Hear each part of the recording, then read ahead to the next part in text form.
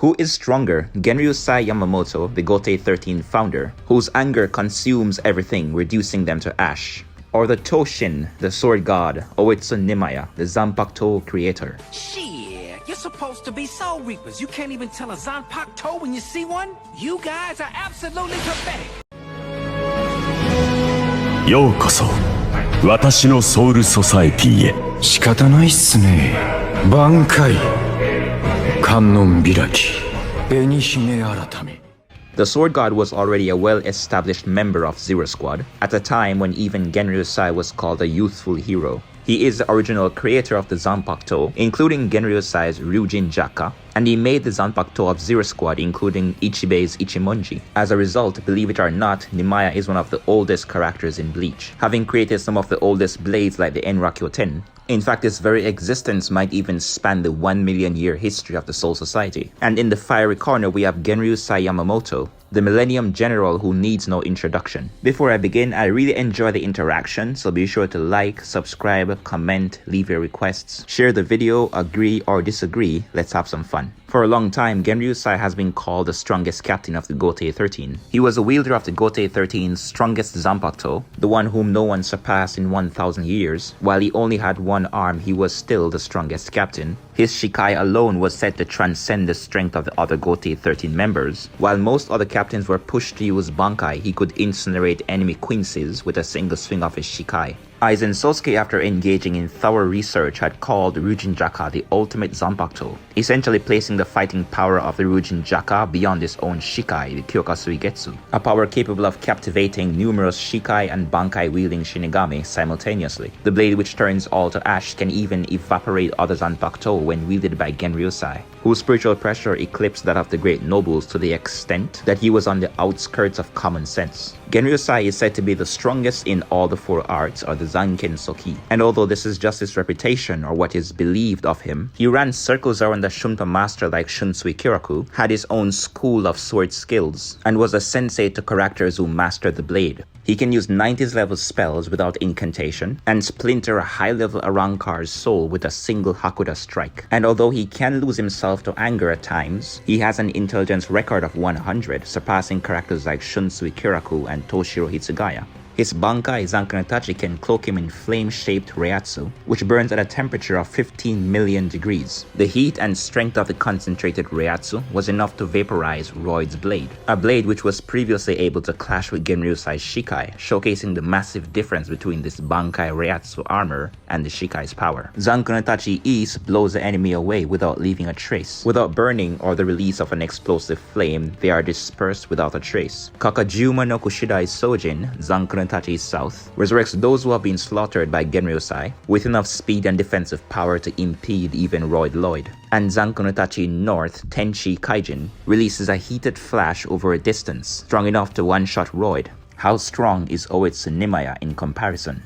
Schutzstaffel, the elite guards, handpicked by Yuha as the ultimate force to oppose Zero Squad. They were called Yuha's strongest unit, the ultimate soldiers. Even Lil Totto Lamper, the most analytical female Sternritter, called the Schutzstaffel unrivaled men, so they should be among the highest tier of soldiers that Yuha possessed. She spoke very highly of Askin Naklevar because of his ability to resist death, an ability which was negated by Sayafushi's cutting power. Askin Naklevar's death resistance was valued beyond Basbi's own fighting power, despite Basbi's ability to fight Bankai Renji. The Sayafushi wielded by Oetsu Nimaiya is incredibly sharp. Even before Nimaiya pours his spiritual pressure into the blade, no sheath could hold it. In terms of base comparison, it is sharper than every other Zanpakutō. Its blade is also too flexible to shatter. A statement like no sheath capable of storing it can be made could also imply that it couldn't be held by even the Oken, a material that the Zero Squad can weave into clothing, which Yuha, even after absorbing Genryusai's power, thought he needed to break through the barriers to access Royal Palace. If we follow this line of reason, a base Sayafushi would already be way too powerful.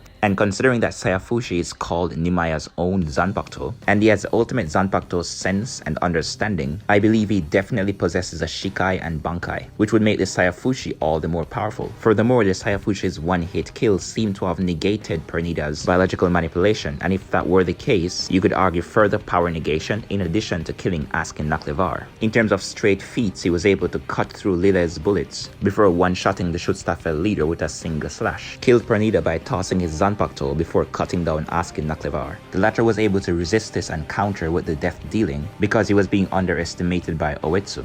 And as soon as Oetsu regained his strength, he pretty much one-shotted Askin. While regular Sternritters could push many captains to use Bankai, with just the base Saifushi, Nimaiya could pretty much solo the Schutzstaffel if he was serious from the start. And let's not forget that he was taken out by a surprise attack from Lillebaro, an attack which had no bullets and could not be dodged, which was unexpected in addition to the fact that he was previously shooting bullets. In terms of direct comparison, Nimaiya and Zero Squad had the data from the battle with Genryusai and Yuha 1000 years ago, and the information from the battle between Genryusai and Royd. Royd was not only able to fight Genryusai's Shikai, but Yuha made it clear that he told Royd to stand down because Genryusai's Bankai might be too strong for him to steal it. Yuha's concern was not that Royd would not be able to keep up with Genryusai's speed and power in Shikai, but instead his actual concern was that the Bankai could not be stolen. But even with their battle power information, Oetsu is only concerned with Yuha using tricks. In other words, he doesn't know what strange abilities Yuha might possess. But as far as speed and power goes, he believes that he can simply tag Yuha and cut off one of his arms. So when facing Shikai Yamamoto, I don't think speed and power will be a concern for Oetsu Nimaiya. In fact, by his comparison, base Saifushi can take on characters who can face Genryusai's Shikai. And then Oetsu could likely access Shikai and Bankai on top of that. Nimaiya can also manipulate the Asaochi form of the Zanpakutō, but this wouldn't automatically translate to being able to steal or manipulate Ryujin Jaka, which is not in some disembodied Asaochi state. He was also seemingly capable of summoning Renji and Ichigo Zanpakutōs in his hand, when in previous panels his hands were empty. If he can magically snatch any Zanpakutō in his vicinity, that would be detrimental. But again, the extent to which this can be done is unknown, since those Zanpakutōs were already in a broken state, and Ichigo and Renji did not have a good relationship with them, which weakens the bond between the Shinigami and the Zanpakutō.